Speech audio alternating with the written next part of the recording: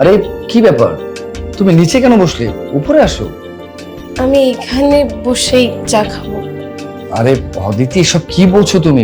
আমি সোফায় বসে চা খাবো, তুমি নিচে বসে চা খাচ্ছ, এটা কেমন দেখায়? উঠে এসো।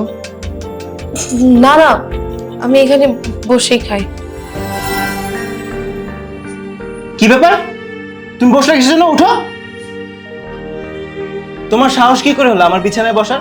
তোমাকে কি আমি সেই অধিকার দিছি? হ্যাঁ, তোকে আমি বিয়ে করে আনছি আমার ঘরের সব কাজ করানোর জন্য, আর যখন তোকে আমার দরকার হবে শুধুমাত্র তখনই তুই আমার কাছে আসবি।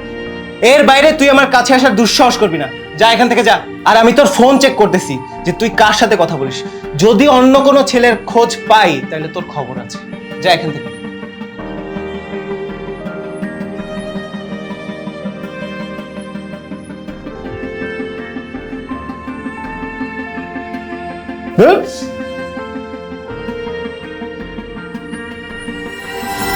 আচ্ছা অদিতি,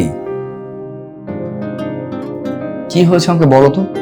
আমি না প্রায় খেয়াল করে দেখি যে কোনো কিছু হলে তুমি ভয় ভীতিতে থাকো, আমার সাথে কথা বলতে গেলে কেমন আমতা আমতা করো। একটু খুলে বলবে কি হয়েছে? জানো, আমার এক্স হাজব্যান্ড কখনো তোমার মতো আমাকে ট্রিট করে নাই। তুমি যেমন আমার খেয়ালটা রাখো, তুমি আমাকে যেটুকু সম্মান দাও সেটুকু সম্মান কখনো সে আমাকে দেয়নি। সবসময় আমার সাথে দুর্ব্যবহার করতো, মানে খারাপ আচরণ করতো।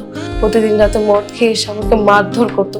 তার সাথে বসে ঠিক মতো কথাও বলতে দিত না, তার পাশেও বসতে দিত না। আর তুমি তুমি সবসময় আমার যত্ন রাখো।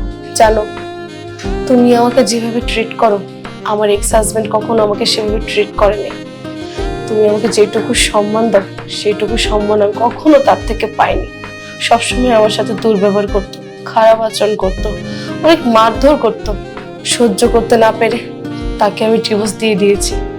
কিন্তু তোমাকে আমার জীবনে পেয়ে নিজেকে খুব লাকি ফিল হয়। চল, আমি তোমাকে অনেক ভালোবাসি, তুমি কখনো আমাকে ছেড়ে চলে যাও না। ও আচ্ছা, এর কারণেই তুমি তাহলে এতদিন ধরে এরকম ব্যবহার করতে। আসলে দেখো, আমাদের লাইফে সবাই যে এক ধরনের হবে তেমনটাও না, আবার সব পুরুষ যে একই রকমের হবে তেমনটাও না। আমি তোমাকে অনেক সম্মান করি, অনেক ভালোবাসি।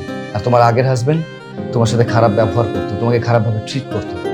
দেখো, আসলে মানুষের ভাগ্যে আল্লাহ কখন কি লিখে রাখবেন এটা কেউ বলতে পারে না। একটা সময় ছিল তুমি যখন কষ্টে থাকতে, কিন্তু এখন তোমার সময় এসেছে ভালোভাবে থাকা, ভালোবাসার মানুষকে নিয়ে থাকা। তোমার আগের হাজবেন্ড তোমার সাথে যাই করুক না কেন, আমি কখনোই তোমাকে কষ্ট দিব না, আর কখনোই তার মতো কোনো কিছু করবো না যাতে করে তুমি এইভাবে ভয় থাকো। এবার নিচে বসে না থেকে আসো, উপরে আসো, সোফায় বসো।